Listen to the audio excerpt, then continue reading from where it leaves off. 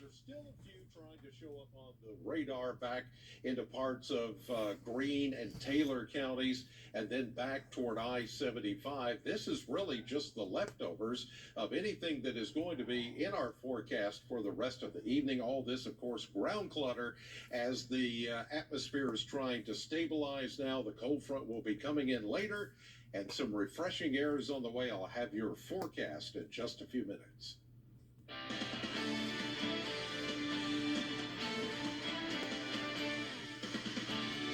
Good evening, and thanks for joining us tonight for News 40 at 10. I'm Morgan Hoover. Our top story tonight, a woman is found dead inside her Bowling Green apartment. One man is behind bars charged with her murder. Bowling Green police say Saturday they found 22-year-old Alexandria Heeman dead inside of an apartment after performing a welfare check.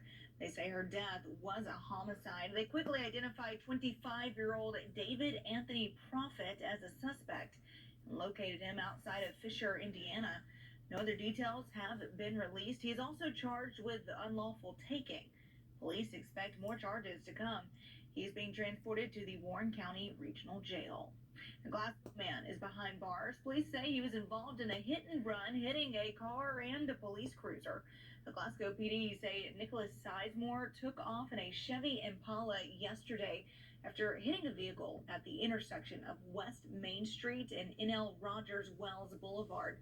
Police followed him into the Rural King parking lot where he hit a police cruiser.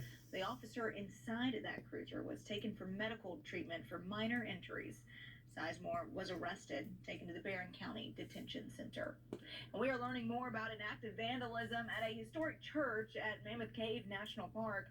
Several windows broken, graffiti on the walls, doors kicked in at the Joppa Missionary Baptist Church. Officials say this has happened on more than one occasion. They believe multiple people to be involved, as security footage shows a group of people around the church at the time of the incident. For the past several months, we have had several instances of vandalism occurring at Joppa Missionary Baptist Church here at Mammoth Cave National Park. It's been things from broken windows, graffiti painted on the buildings, to broken in doors. So a lot of activity that's been going on here after hours when it shouldn't be. Park officials urge anyone who sees suspicious activity around the building after 8 o'clock at night to report it to Park Dispatch.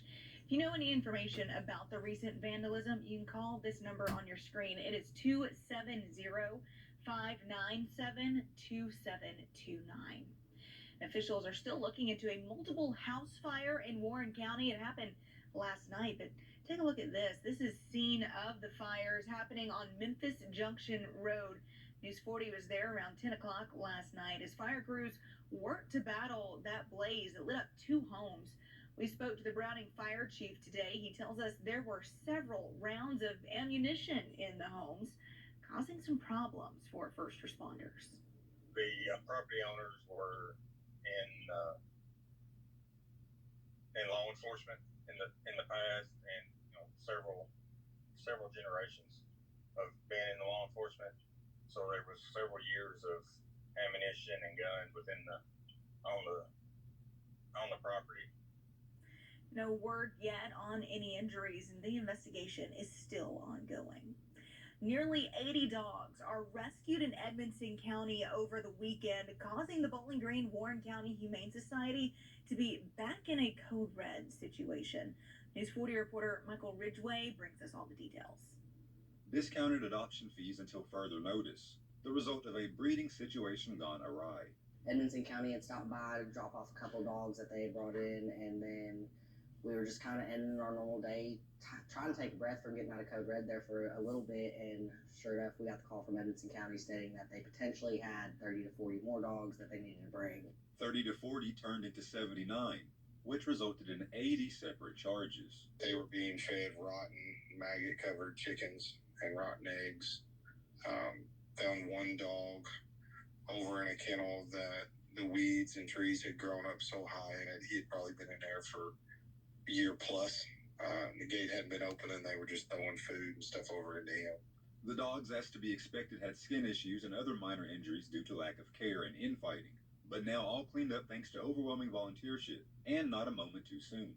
The timing was actually pretty good, if I'm being honest. We had multiple open kennels that we were finally able to use. Like I said, we had finally been able to take a breath out of code red 45 minutes and we got that call. A call to a situation that would be hard for anyone to look at. The water was mud-filled, green with algae, mosquito larvae in them. I mean, the water was unfit for animal consumption. There was thousands upon thousands and thousands of flies and maggots all over the floor. Just deplorable conditions. It's just unimaginable. Worst thing I've ever seen as far as animal cruelty goes. In South Central Kentucky, because local matters, Michael Ridgway, WNKY News 40. All right, Michael. Well, a motorcyclist is dead after a crash in Bowling Green. The Warren County Sheriff's Office says the accident happened yesterday afternoon at the intersection of Nashville and Rich Pond Road. 84-year-old Raymond Sweetser died as a result of his injuries. The driver and passengers of the other vehicle involved were not injured. But after this accident, it's important to make sure you are paying attention to any motorcyclist on the roadway. News 40's Noah Fairber has more on how you can stay aware. Motorcycle accident at the Nashville and Rich Pond Road intersection on Sunday, the Warren County Sheriff's Office and Bowling Green Police Department noticed a shocking trend. We just see that we have had several motorcycle accidents that resulted in injury and or death over the past several years. And I believe that we have had some stats that we have gotten, and I think there was, 114 different accidents involving motorcycles. 79 of those were injury accidents and 8 fatalities. That's why it is important to pay attention while on the road and watch out for any motorcyclists who may be hard to see. From what we see a lot of times, I believe that you kind of train yourself, drivers train themselves to look for certain objects. And when you come up to intersections or when you're driving just in general, I think that you kind of are looking for a certain size, diameter, width of a different vehicle. And a lot of times I think that somehow or another motorcycles just don't seem to register with that. Not only should drivers slow down to make sure they can see everyone on the road, but motorcyclists should take extra precautions as well. It's always important to use protective gear when you're out riding motorcycles, whether that's helmet or other protective jackets and pants and things of that nature. That I think the more is always better. In Warren County, because local matters, Noah Fairber, WNKY News 40. All right, Noah, switching gears now, whether your child is just starting kindergarten or a senior heading back to high school, the change from a relaxing summer to a brand new school year can be tough for any student. But there are many practical steps that you can take when preparing your kids for school and relieve some of that pressure. You can do things like create a routine and put it into practice a few days before the school year. We sat down with an expert and learned that school can cause many students to be weary of the uncertainty. It's new, it's a change in the routine, it's a change in what they can predict is going to happen. So that can cause some anxiety and sometimes some challenging kinds of behaviors that might occur. To learn more ways you can add some relief to your child's school year, you can visit our website. It's WNKY.com. Health screenings are also important for students of any age as they head back to the classroom. This Saturday, August 19th, from 10 a.m. to 2, you can receive free health screenings for glucose, cholesterol, BMI, and blood pressure at Walmart. Free wellness resources and vaccinations will also be available. To learn more, visit our website, WNKY.com. Of course, school is right around the corner for some students, and for others, it has already started, and technology is growing like never before. There are now many different softwares that students are able to use. News 40 reporter Carlisle Coppins tells us how educators are handling the ever-changing technology. With artificial intelligence being more and more accessible, some teachers don't know what to expect. What we're seeing now is generative AI, which is being able to type a couple words in and press a button and see some pretty magical things happen. Everyone is calling it ChatGPT, but that's really just a very small piece of the overall artificial intelligence picture. It's more than just a way for students to cheat. There are several ways to look at AI. There's an opportunity. The skills in the workplace, companies like Google, Amazon, Microsoft, even companies like Disney and Netflix, they're posting job postings with these skills required. So I think it's an opportunity to integrate these tools into the classroom and teach the students the ethical way to use them. Assignments are becoming more and more digital, and technology is being added to the classroom now more than ever. After COVID and every kid needing a device that we're doing work remotely. So in our district, Baldwin Green City Schools, we're 1-to-1. Every student has a Chromebook provided by the district. So in some schools they take those home, and some they stay in the classroom. The change may seem new and different, but with experts staying up to date with the new technology, there is less to worry about. So through our filters, we can block whatever the Kentucky Department of Education blocks, and through our additional filters, we can block out things. So if teachers come to us and say, hey, there's this tool that a lot of kids are using to help with math or certain things, we can avoid that.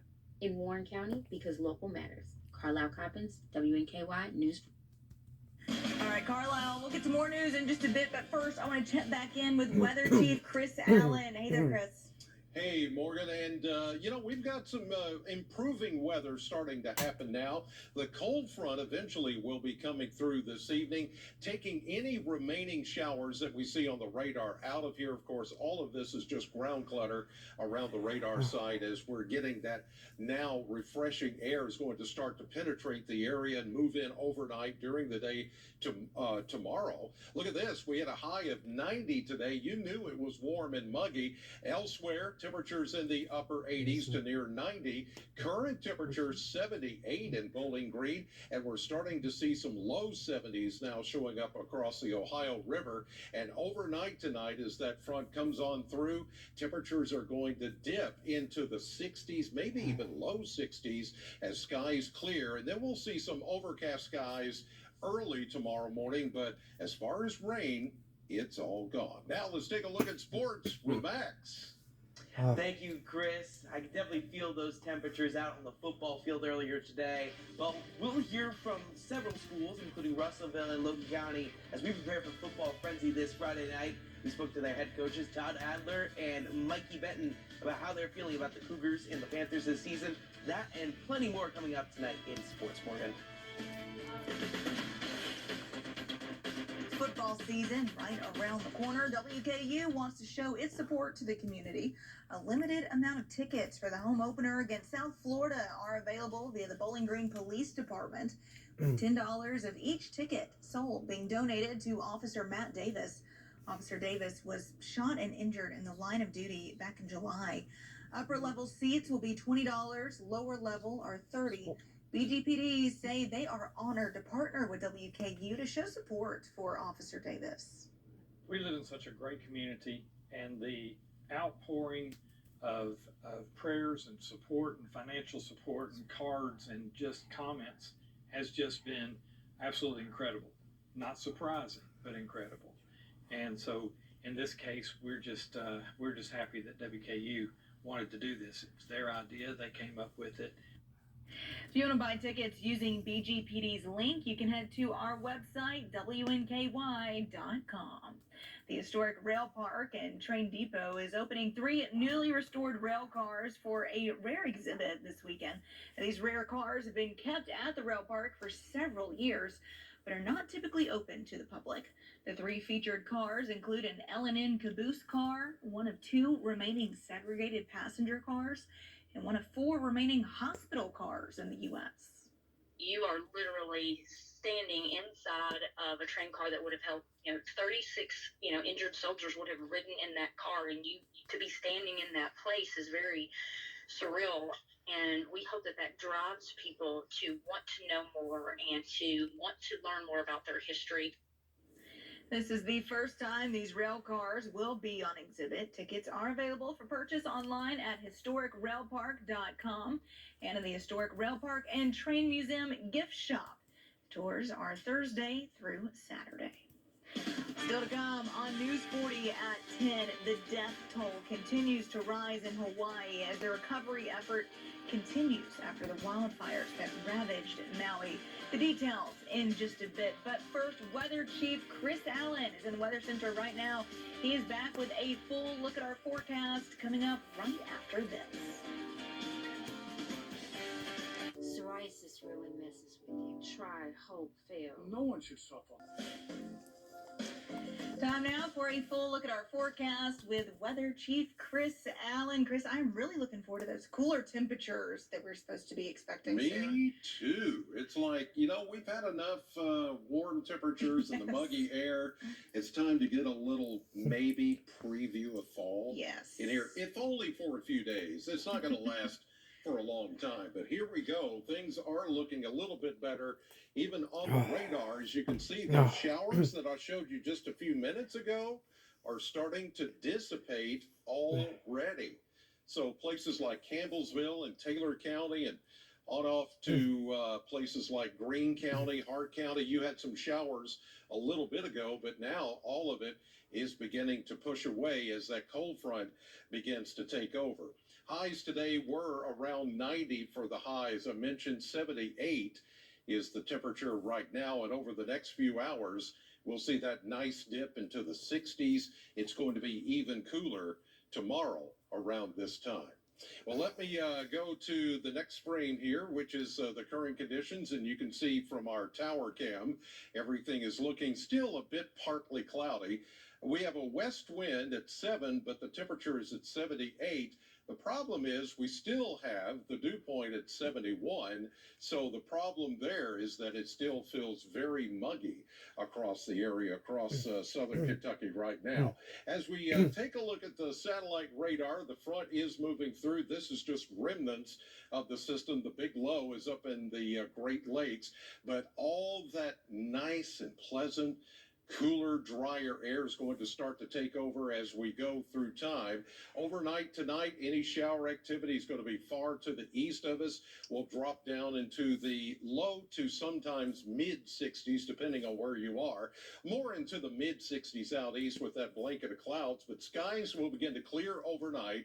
And then tomorrow, I am expecting a canopy of clouds to come in, kind of mixing with the sunshine. It's not going to rain, though, and temperatures will be from the mid-70s. This is showing 80. That's probably a little too warm, considering the damp ground and the cold front coming in, the amount of dry air. So you could shave off probably about 4 or 5 degrees from that predicted high.